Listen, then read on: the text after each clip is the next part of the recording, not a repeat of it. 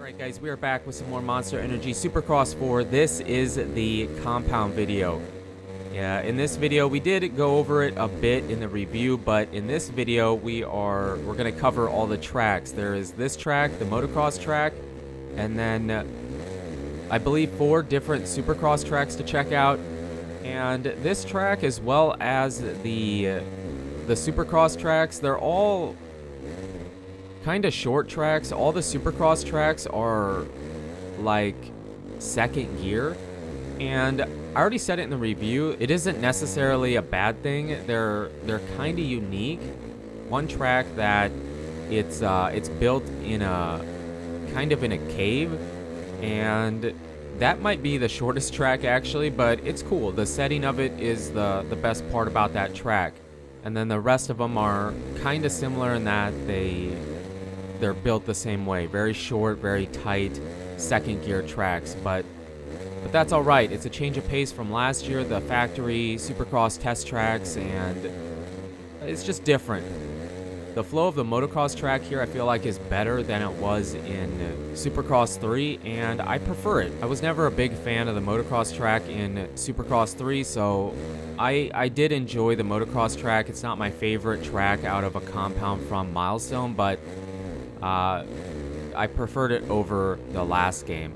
And then this is the first Supercross track. This might be the biggest Supercross track we have, and that's kind of saying how short and kind of congested the tracks are. The lines, there might be bigger lines out there. I played around on the tracks for a while. I did, I don't know, 10, 15 laps on all the tracks, the Supercross tracks, and for the most part, it felt like this was the best way around them. There are different lines out there, but they just kind of felt wonky, and it just didn't feel faster.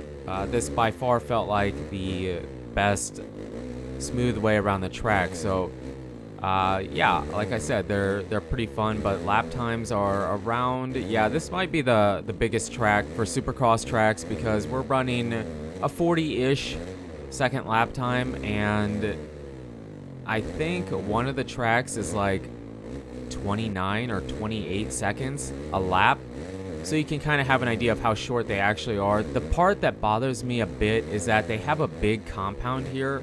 I feel like they could have made some really unique tracks. You know, they could have made like a hybrid track where part of it is Supercross, and then it goes to more of an outdoor rough track, and then maybe back to Supercross. It feels like they could have done something awesome and interesting and different like that. I mean, it is a Supercross game, so having a bunch of different Supercross tracks is always a good thing.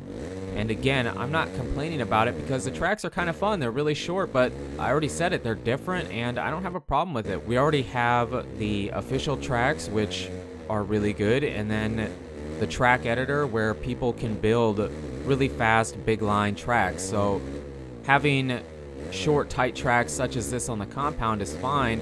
I just wish instead of doing, I mean, the compound is different for sure. The scenario, the trails, the jump park, which I will show you, it's good.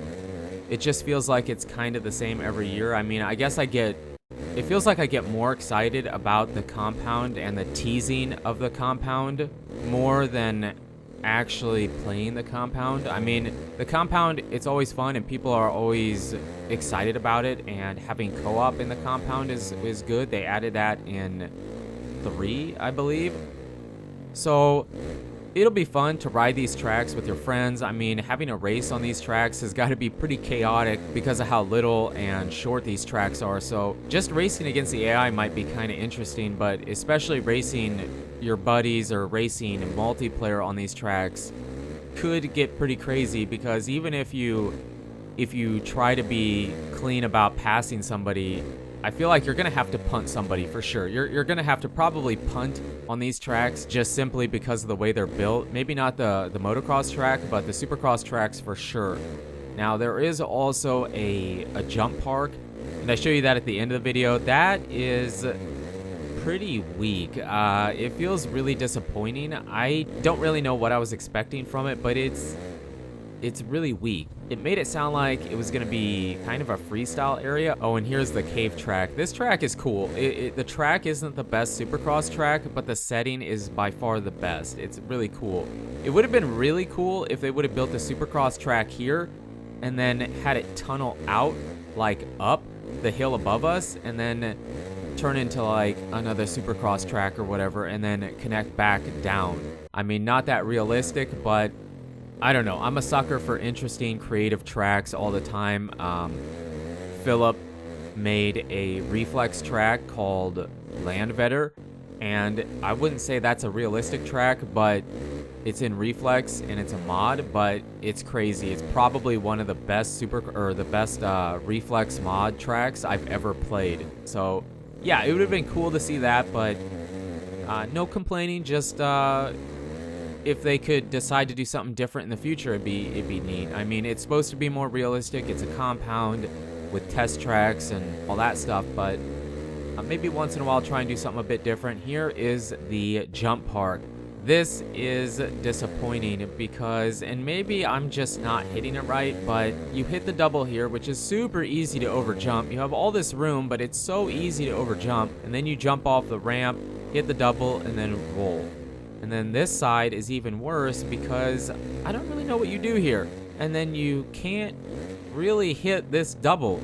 Maybe there's a way. I didn't mess around with the jump park for very long, but it just doesn't, I don't know. There's also these collectibles where if you get them all, you unlock something. It tells you do. One of the things you have to collect was over one of those jumps at the jump park. And then we do find another one here somewhere at the top of the hill, or a hill.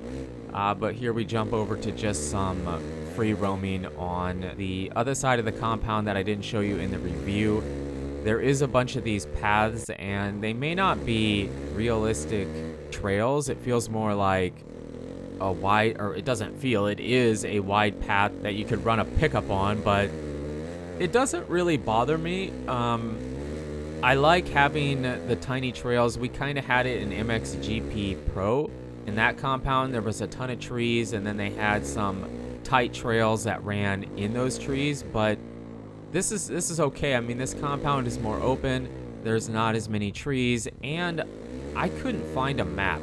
You have the mini map in the bottom left, but I couldn't find like a button to find the map to show where I was to be able to find the tracks. So basically, you can time attack from the compound all the tracks, and then if you take the trails or the path, eventually it'll run you by all the tracks you have to go to. So here we do find one of the collectibles at the top of this hill.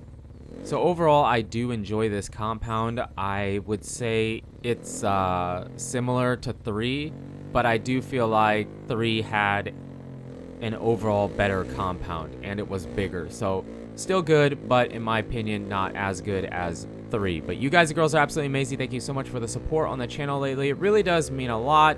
And until the next video, take it easy.